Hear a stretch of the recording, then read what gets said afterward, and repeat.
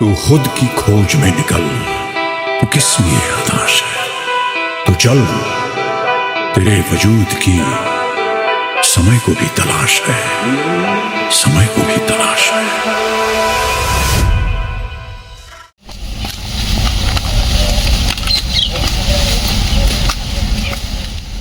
जिसने अपने घर के खेतों से अन्न और दूसरों के खेतों में सब्जियां उगाकर बेची, वही एक दिन लाखों युवाओं की उम्मीद बन गया। जिसने सब कुछ खोया, उसी ने हजारों को उनके हक दिलवाए। उसका नाम है उपेन यादव। ये बात है 14 जुलाई 1990 की। राजस्थान के एक छोटे से गांव खोजावाला शाहपुरा में एक साधारण किसान साधुराम यादव और रामेश्वरी देवी के घर में एक बच्चे ने जन्म लिया। माता पिता ने उसका नाम रखा उपेन। उपेन यादव का जीवन बचपन से ही संघर्षों से नहाता रहा। उनके पिता साधुराम यादव और मां रामेश्वरी देवी दोनों ही खेती के सहारे अपने परिवार का पालन पोषण करते थे। परिवार में 2 भाई थे, जिनमें उपेन छोटे थे। परिवार की हालत ऐसी थी कि पढ़ाई के साथ साथ उपेन को सब्जी मंडी में सब्जी बेचनी पड़ती थी। कभी कभी वो दूसरे के खेतों से उगाई गई सब्जियां कोटा तक ले जाकर बेचते थे।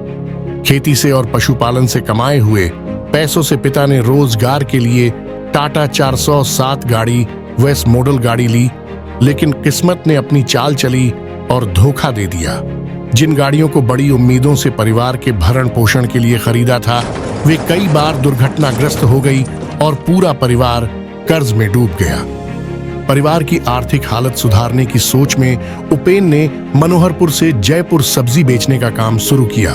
लेकिन एक दिन किसी अज्ञात व्यक्ति रोजगार के नाम पर झांसा देकर उपेन को जयपुर से मुंबई पहुंचा दिया। लेकिन वहां न तो रहने की जगह थी, न खाने का ठिकाना। उस अज्ञात व्यक्ति ने उन्हें धोखा देकर अकेला छोड़ दिया। भूखे थके बेसहारा उपेन उस महानगर की सड़कों पर रोते रहे। ये वही समय था जब 26/11 का आतंकी हमला मुंबई में हुआ। डरे सहमे उपेन ने जैसे तैसे एक मददगार की सहायता से ट्रेन पकड़ी और वापस जयपुर लौटे। वहां से अपने गांव लौटे तो परिवार आंखों में आंसू लिए उन्हें ढूंढ रहा था। बेटे को वापस पाकर माता पिता को सुकून की नींद मिली। दोनों ने उसको खूब डांट लगाई और कहा, बेटा, हमें ऐसा चैन और सुकून नहीं चाहिए जिसमें तुझे खोना पड़े। हम सब मिलकर इस बुरे समय से लड़ाई लड़ लेंगे, तू चिंता मत कर।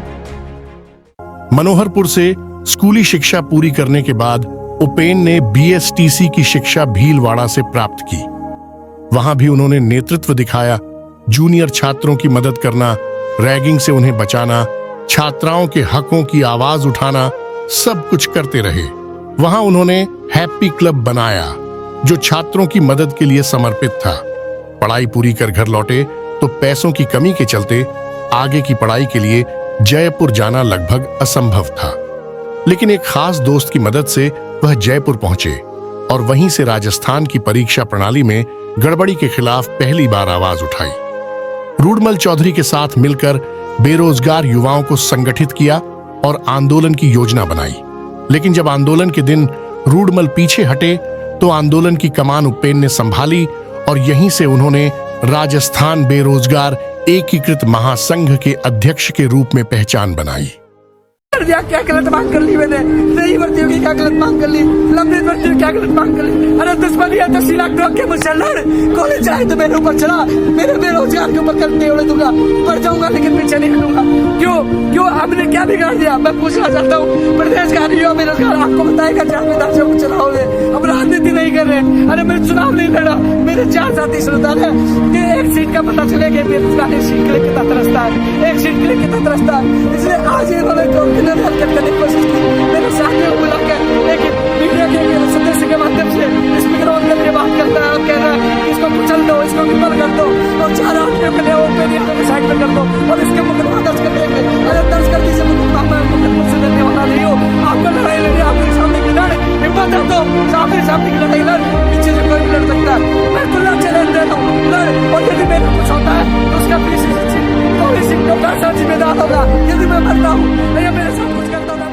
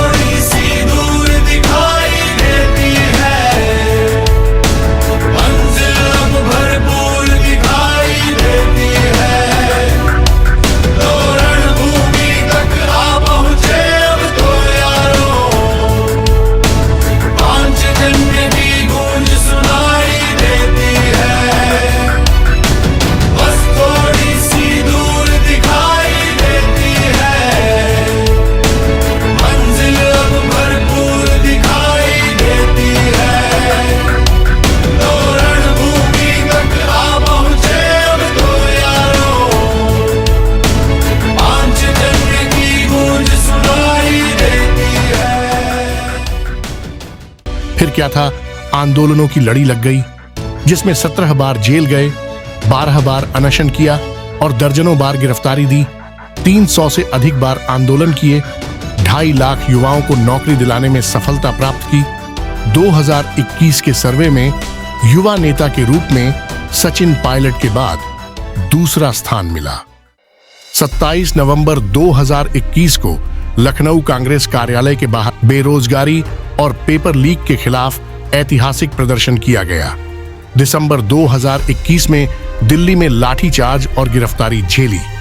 16 जून 2022 को कांग्रेस कार्यालय का घेराव कर सरकार की वादा खिलाफी, पेपर लीक के मुद्दों पर भारी विरोध जताया, जिसमें उपेन सहित सैकड़ों युवाओं की गिरफ्तारी हुई, कई मुकदमे दर्ज हुए और भारी जुल्म का सामना करना पड़ा। 2 अक्टूबर 2022 जब राजस्थान में प्रदर्शन पर रोक लगी, तब उपेन यादव ने 1100 युवाओं को लेकर गुजरात की ओर कूच किया। अहमदाबाद तक 150 किमी लंबी दांडी यात्रा कांग्रेस विरोध में निकाली गई। 38 दिन के इस अभियान ने कांग्रेस को गुजरात चुनावों में बड़ा झटका दिया। 10 मई 2023 को कांग्रेस के शीर्ष नेतृत्व को ज्ञापन देने की कोशिश में फिर संघर्ष किया। 19 जून 2023 को 10,051 पदों की नियुक्ति को लेकर फिर से आंदोलन किया। पुलिस का लाठीचार्ज झेला, गिरफ्तारी दी और जनता का समर्थन प्राप्त किया। इसी दौरान मुख्यमंत्री आवास का घेराव भी किया, जिसमें 10 दिनों तक थाने में रखा गया। अब ये वो समय था जब उपेन को यह महसूस हुआ कि अब इस लड़ाई को लड़ने के लिए एक सार्थक मंच की जरूरत है। राजनीति में आने का विचार कभी नहीं था, लेकिन युवाओं की आवाज को मजबूती से रखने के लिए एक मंच की जरूरत थी। कई दलों ने बुलाया, लेकिन उपेन यादव ने भारतीय जनता पार्टी का साथ चुना, क्योंकि उसी ने उनकी संघर्ष यात्रा को अपनाया। सच है सही क्या जो ये भरम है, तो कर तू वही जो तेरा करम है। हाथों से तू बदल दे अपनी लकीरें, हाथों से तू बदल दे अपनी लकीरें। सच है जो संग तेरे तो डर से अब बढ़ जा। तो यारा हो तैयार ये जग है रण तेरा। तो यारा हो तैयार ये जग है रण तेरा। तो यारा हो तैयार ये जग है रण तेरा। तो यारा हो तैयार ये जग है रण तेरा। तो यारा हो तैयार ये जग है रण तेरा। जिद पे आए तो कर जाए पर्वत पार तू, जिद पे आए तो कर जाए पर्वत पार। तू जो ठाने तो माने तो हक में होंगे तेरे ये सृष्टि ये संसार। तो यारा हो तैयार ये जग है रण तेरा। तो यारा हो तैयार ये जग है रण तेरा। तो यारा हो तैयार ये जग है रण तेरा। तो यारा हो तैयार ये जग है रण तेरा।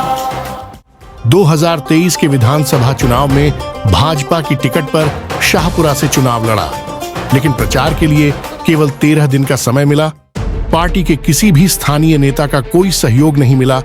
उल्टा ईर्ष्या से भरपूर खोखली राजनीति का सामना करना पड़ा। संगठन के बड़े नेताओं के अलावा किसी ने साथ नहीं दिया। हार हुई, लेकिन मन नहीं टूटा। चुनाव के बाद उपेन ने प्रण लिया कि 365 दिन शाहपुरा के लिए काम करूंगा। चुनाव हारने के बाद उपेन यादव ने जो कदम उठाया, उसने उनकी असली छवि को और निखार दिया। उन्होंने एक निशुल्क कोचिंग संस्थान शुरू किया, जिसका नाम भाग्योदय सेवा संस्थान रखा, जहां आज सैकड़ों गरीब छात्र छात्राएं अपने सपनों को पूरा कर रहे हैं। यह संस्थान न केवल शिक्षा देता है, बल्कि आशा और आत्मबल भी देता है। उपेन यादव का कार्यालय 365 दिन सभी के लिए खुला रहता है, जिसमें दिन में 2 बार जनसुनवाई होती है। विधानसभा चुनाव के बाद से अब तक उपेन ने शाहपुरा के लिए बिना कोई पद होते हुए जो संघर्ष किया है, वह अद्वितीय है। 16 महीने में जो काम इस युवा नेता ने किए हैं, उनका उल्लेख करना यहाँ असंभव है। क्षेत्र की जनता इसको भली भांति जानती और समझती है। जो भी हो रहा है उनकी आंखों के सामने है। इन सब में कुछ खास काम आपको बताते हैं। वर्षों से लंबित मामटोरी घाटी में सुगम और सुरक्षित आवागमन के लिए सड़क का निर्माण करवाया गया। शाहपुरा कस्बे के हाईवे पर वर्षों से बंद पड़ी पुलिया का निर्माण केंद्रीय मंत्री से मिलकर शुरू करवाया गया। क्षेत्र में 12 करोड़ 96 लाख रुपए की लागत से सड़कों के निर्माण की स्वीकृति मिली।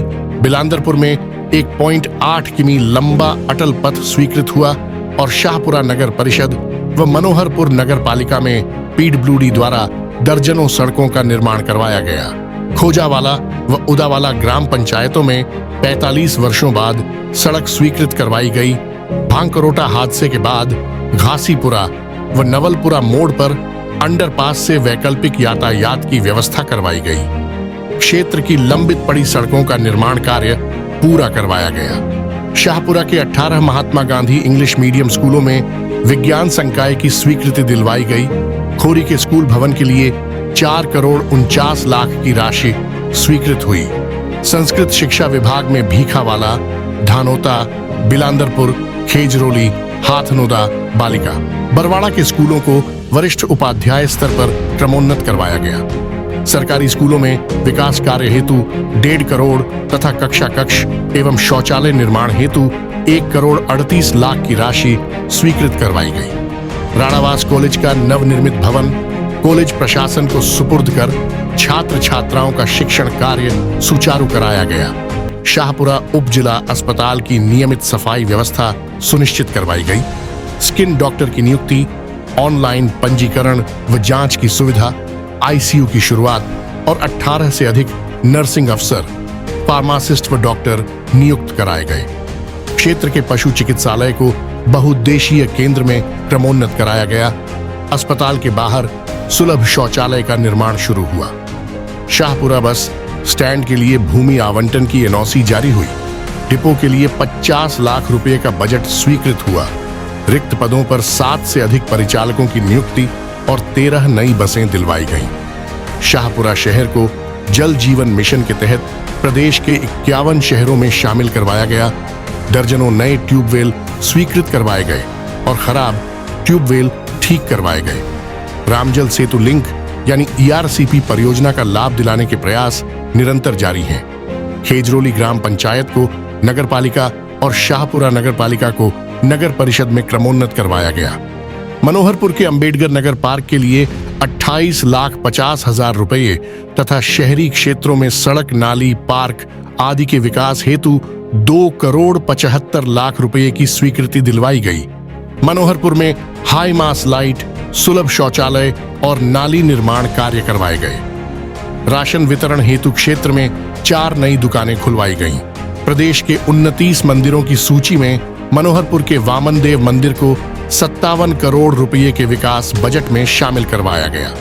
शाहपुरा में अतिरिक्त पुलिस अधीक्षक कार्यालय की घोषणा करवाई गई। लाडली योजना के तहत विभिन्न स्थानों पर CCTV कैमरे लगवाए गए और शाहपुरा में ट्रैफिक डाइवर्ट की व्यवस्था कर जाम की समस्या से राहत दिलवाई गई। सभी ग्राम पंचायतों में सफाई व्यवस्था के लिए टेंडर जारी करवाए गए। अलवर तिराहा स्थित संजय वन को अटल वन के रूप में विकसित करने हेतु स्वीकृति दिलवाई गई। कुंभावास में BSNL का टावर लगवाकर नेटवर्क की समस्या दूर की गई और युवाओं के लिए विभिन्न भर्तियों हेतु माननीय मुख्यमंत्री से मिलकर नौकरियों का मार्ग प्रशस्त करवाया गया। उपेन यादव के ये समर्पित प्रयास शाहपुरा को विकास की नई ऊंचाइयों की ओर ले जा रहे हैं। उपेन को लोग भाई, नेता और मसीहा जैसे नामों से पुकारते हैं। आखिर हर किसी की समस्या उनकी अपनी जो बन जाती है। उपेन के बड़े भाई बताते हैं, 16 महीने हो गए, एक दिन भी ऐसा नहीं गया जब उसने माता पिता के साथ बैठकर खाना खाया हो। उसकी हर सुबह शाहपुरा के लिए होती है और रातें उसी की चिंता में गुजरती हैं। माँ बाप इंतजार करते हैं कि बेटा कब आएगा, लेकिन उसको सिर्फ जनता की सेवा करनी है। यह कोई नेता की कहानी नहीं है, ये एक इंसान की कहानी है जो खुद टूटा लेकिन लाखों को जोड़ता चला गया। ये उपेन यादव की कहानी है, लेकिन अधूरी है। अभी बहुत कुछ बाकी है जो रह गया है और बहुत कुछ अभी लिखा जाना शेष है। जय हिंद।